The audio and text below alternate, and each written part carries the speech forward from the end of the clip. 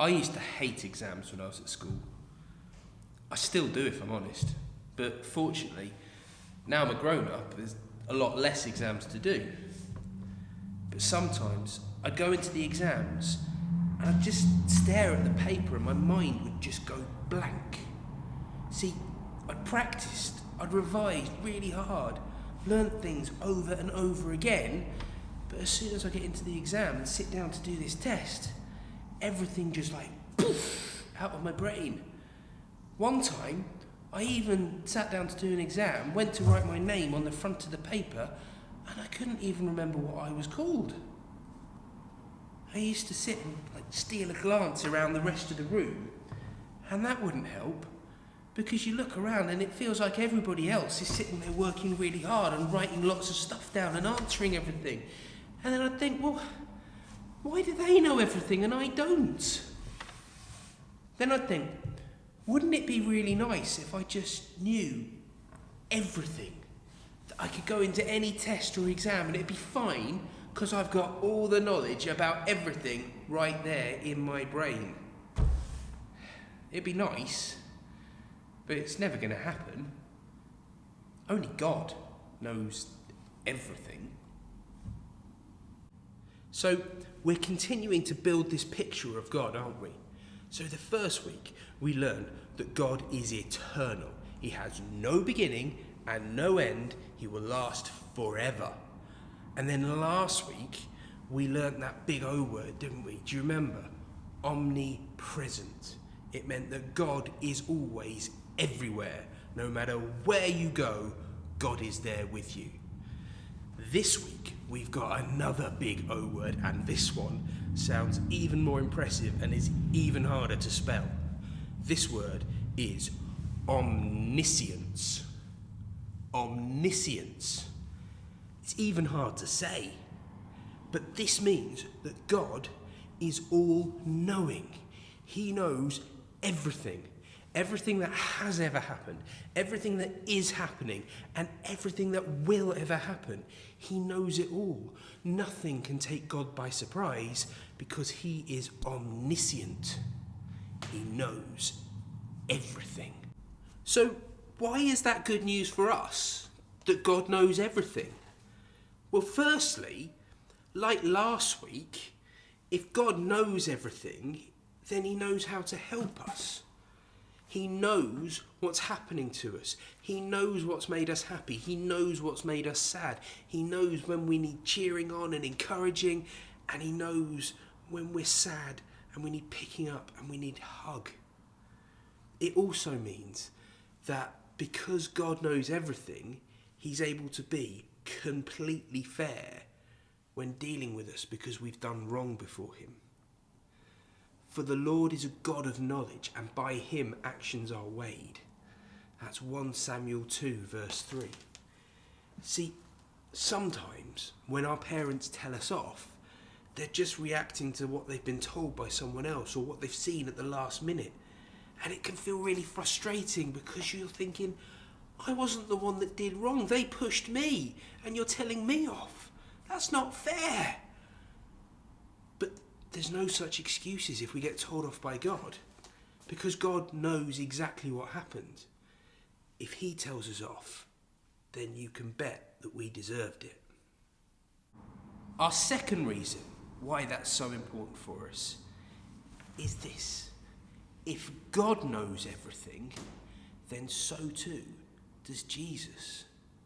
Why is that so important? Well, remember what Jesus did for us. Jesus went and died on the cross for us.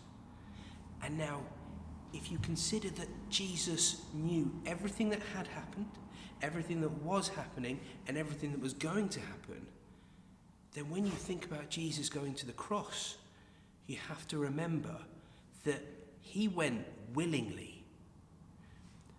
Then Jesus, knowing all that would happen to him, came forward and said to them, "Whom do you seek?" John 18, verse 4. See, it says that Jesus comes forward to those Romans who have come to arrest him, knowing what was going to happen to him. Remember, those Romans were led by one of his friends, Judas.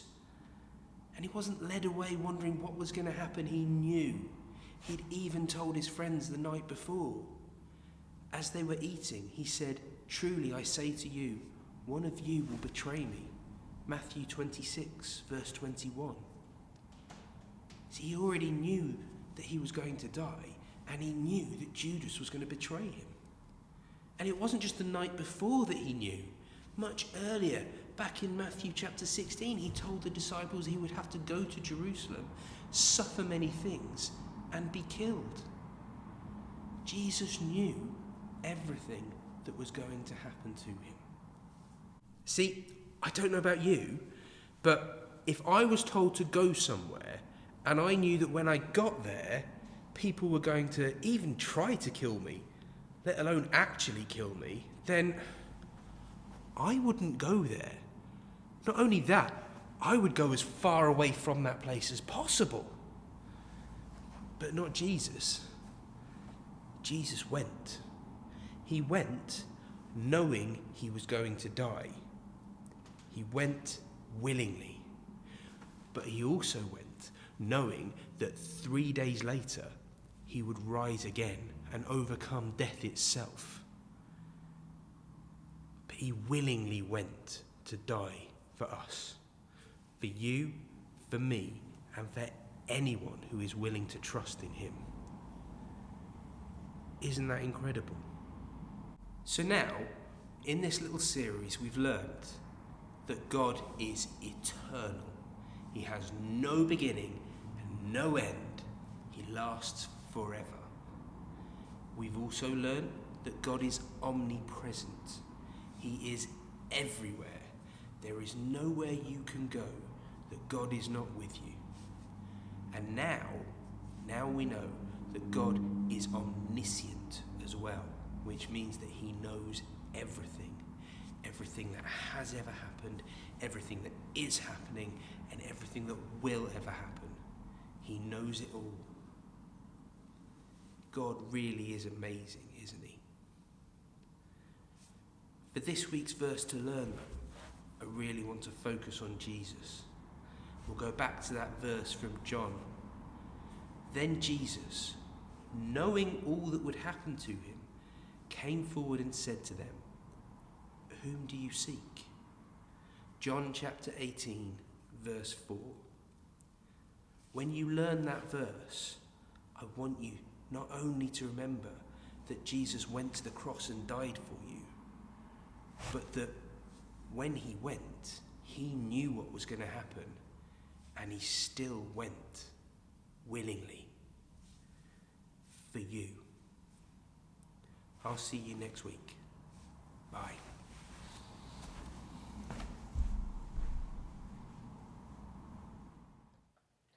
Where can I go to escape your spirit? Where can I flee from your presence? Psalm 139, verse 7. Hello everyone, Psalm 139 verse 7. Where can I go from your spirit, or where can I flee from your presence?